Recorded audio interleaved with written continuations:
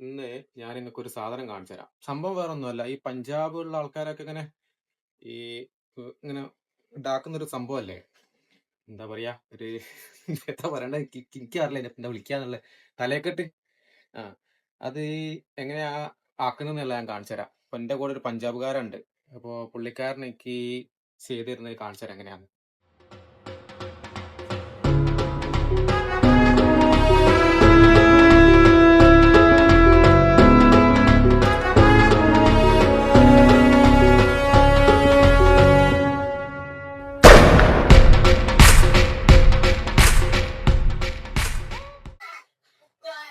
സംഭവം ഒരു പഞ്ചാബിലൊക്കെ കണ്ടില്ലേ, ഇടയ്ക്കൊക്കെ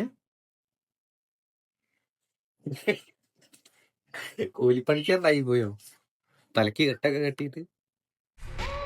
ആവേശം പൊങ്ങുന്നേ, ആകാശം